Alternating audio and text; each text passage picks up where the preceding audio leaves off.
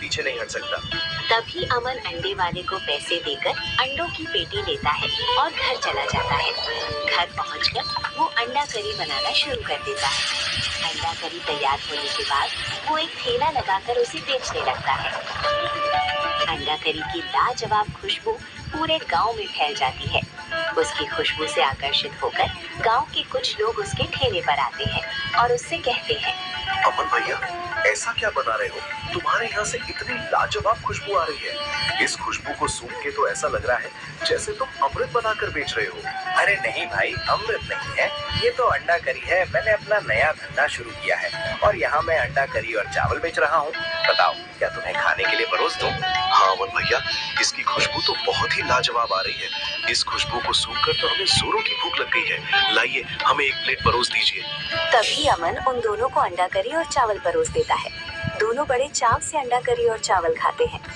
खाना खत्म करने के बाद वे अमन से कहते हैं, क्या अमन भैया, सारा मूड ही खराब कर दिया है। हमें तो लगा था कि जब खुशबू इतनी लाजवाब आ रही है तो अंडा करी का स्वाद भी बहुत बढ़िया होगा, लेकिन इसका स्वाद तो बिल्कुल फीका निकला है। ऐसा लग रहा है जैसे इसमें सिर्फ मसाले ही भर दिए हो। न तो प्याज अच्छी तरह पका है और न ही टमाटर ठीक से गलाया गया है। सच कहें तो तुम्हारी अंडा करी बिल्कुल बेकार बनी है। अरे यार, तुम ये कैसी बातें कर रहे हो? आज तो मेरा पहला ही दिन था और तुम ऐसी बातें कह रहे हो। क्या सच में मेरी अंडा करी इतनी खराब बनी है? हाँ अमन भैया, हम सच कह रहे हैं। तुम्हारा ये धंधा ज्यादा दिन तक नहीं चलेगा। मेरी मानो तो तुम कोई और काम ढूंढ लो। चलो दोस्त, यहाँ से चलते हैं।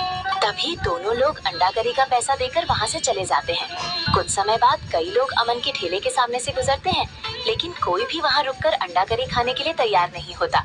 ये देखकर अमन मन ही मन सोचने लगता है, लगता है मेरी अंडा करी खराब बनी थी और ये बात पूरे गांव में फैल गई है, इसलिए अब कोई भी यहाँ खाने नहीं आ रहा। मुझे लगता है कि मेरा ये धंधा नहीं चल पाएगा। शायद अब मुझे ये गांव छोड़कर कहीं और जाना ही पड़ेगा। चलो, मैं घर चलता हूँ।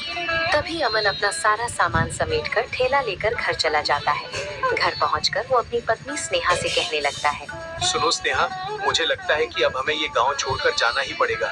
हमने सोचा था कि अंडा करी बेचकर अपना गुजारा करेंगे, लेकिन मुझे तो अंडा करी बनानी ही नहीं आती। मैंने आज पहली बार बनाने की कोशिश की, लेकिन पूरे 270 रुपए बर्बाद हो गए। ऊपर से सारी अंडा करी भी बची हुई है। तो तुम क्या कहना चाहते हो? अब हम क्या करेंगे? मकान मालिक को पैसे कहाँ से देंगे? अब हमारे पास देने के लिए पैसे नहीं है। अब हमें ये घर छोड़कर जाना ही होगा। कुछ ही दिनों में मकान मालिक आएगा और ये घर हमसे छीन लेगा। उससे अच्छा तो यही होगा कि हम दोनों अभी इसी वक्त ये घर छोड़ दें। मैं नहीं चाहता कि पूरे गांव के लोग हमारी बेइज्जती होते हुए देखें, इसलिए बेहतर यही है कि हम अभी ये घर छोड़ देते हैं। अगर तुम यही चाहते हो तो ठीक है, चलो हम ऐसा ही करते हैं। मैं अभी सारा सामान बांध देती हूँ, फिर हम दोनों ये घर छोड़कर चले जाएंगे। तब तक हम मेरे मायके में रुकेंगे, उसके बाद सोचेंगे कि आगे हमें क्या करना है। तभी ये सब बातचीत होने के बाद स्नेहा सारा सामान बांध देती है। फिर अमन और स्नेहा दोनों एक एक बैग लेकर घर से बाहर निकल जाते हैं। जैसे ही वे घर के बाहर पहुंचते हैं, उनकी नजर सामने खड़े उसी बूढ़े भिखारी पर पड़ती है, जिसे कुछ दिन पहले उन्होंने खाने के लिए अनाज दिया था। अरे चाचा जी, आप यहाँ? आज मैं आपकी कोई मदद नहीं कर सकता। चाचा जी, मेरे पास जो कुछ भी था वो मैं आपको उसी दिन दे चुका हूँ। अब ना तो मेरे पास आपको देने के लिए कोई अनाज बचा है और ना ही रहने के लिए घर। मैं तो अब ये गांव छोड़कर भी जा रहा हूँ। बेटा, तो बिल्कुल चिंता मत कर। मैं आज यहाँ तुमसे कुछ लेने नहीं आया हूँ, बल्कि तुम्हें कुछ देने आया हूँ। देने आए हैं? चाचा जी, मैं आपकी बात समझ नहीं पा रहा हूँ। भला आपके पास ऐसा क्या है जो आप मुझे देने आए हैं? जरा साफ साफ बताइए। बेटा, तुम्हारा दिल बहुत बड़ा और नेक है। तुम खुद इतनी कठिनाइयों से गुजर रहे थे, फिर भी उस दिन तुमने मेरी मदद की और मुझे खाने के लिए अनाज दिया। इसलिए आज मैं तुम्हें ऐसी चीज देने आया हूँ जो तुम्हारी पूरी किस्मत बदल देगी।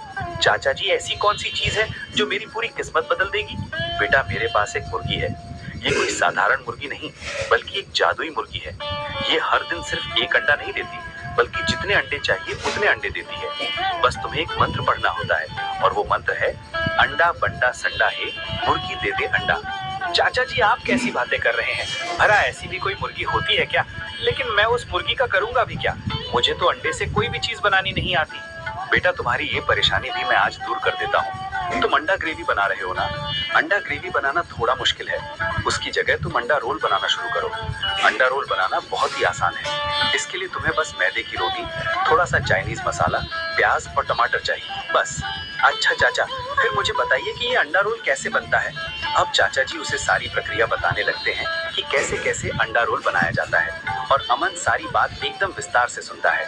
अच्छा चाचा, तो ये इतना आसान है? वाह, ठीक है चाचा, मुझे समझ नहीं आ रहा कि मैं आपका शुक्रिया कैसे अदा करूं। आपने मेरी इतनी बड़ी मदद की है, आपका कोटि कोटि धन्यवाद बाबा। अरे बेटा, तुमने मेरे मुश्किल समय में मेरा साथ दिया था, तो तुम्हारी मदद करना मेरा भी फर्ज था। ठीक है बेटा, अब मेरे जाने का समय हो गया है।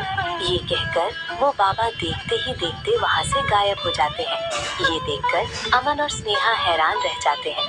फिर दोनों खुशी खुशी अपने घर लौट आते हैं। घर पहुँचने के बाद अमन स्नेहा से कहने लगता है, देखा स्नेहा, हमारे अच्छे दिल और नेक काम का हमें कितना बड़ा तोहफा मिला है। मैं हमेशा यही कहता हूँ कि हमें हर जरूरतमंद की मदद करनी चाहिए, ज्यादा नहीं तो जितनी हो सके उतनी ही सही। इससे हमें लोगों की दुआएं मिलती हैं, और वही दुआएं एक दिन हमारी जिंदगी बदल देती हैं। हाँ जी, आप बिल्कुल सही कह रहे हैं। आज से हमें जितने भी जरूरतमंद लोग मिलेंगे, हम उन्हें मुफ्त में खाना खिलाएंगे। हाँ स्नेहा, तुम बिल्कुल सही कह रही हो। जब हमारे पास जरूरत से ज्यादा हो तो हमें उसे दूसरों के साथ बांट देना चाहिए। ठीक है जी, अब सो जाते हैं। कल से हमारी नई जिंदगी की एक नई शुरुआत होगी। अगली सुबह अमन उस जादुई मुर्गी से अंडे लेकर अपने ढाबे पर अंडा रोल बनाना शुरू कर देता है।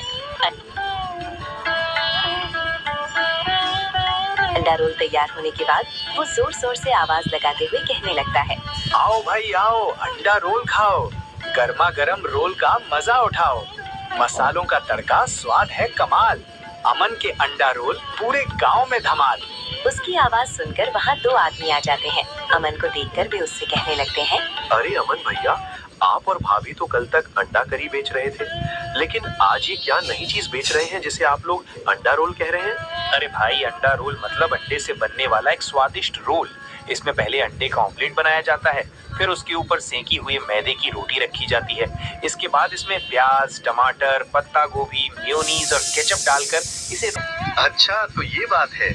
ये तो बहुत अच्छी बात है कि आप जैसे मेहनती लोग गांव में भी ऐसी नई चीज लेकर आ रहे हैं। वैसे अमन भैया, आपके अंडा रोल से तो बहुत ही लाजवाब खुशबू आ रही है। अब तो हम अपने आप को बिल्कुल भी नहीं रोक पा रहे हैं। जल्दी से हमें एक एक अंडा रोल दे दीजिए अमन भैया।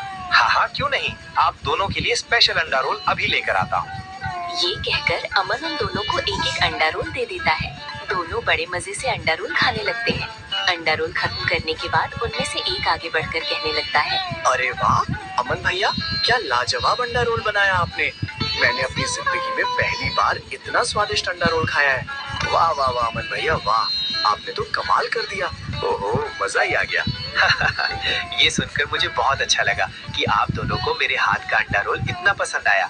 और हाँ भैया, गांव वालों को भी हमारे अंडा रोल के बारे में बताना मत भूलिएगा। हाँ हाँ बिल्कुल भैया, अब तो पूरे गांव को आपके लाजवाब अंडा रोल के बारे में जरूर बताएंगे। ये कहकर वे दोनों वहाँ से चले जाते हैं। थोड़ी ही देर में उनके बताए अनुसार अमन के ढाबे पर लोगों की लंबी भीड़ लग जाती है।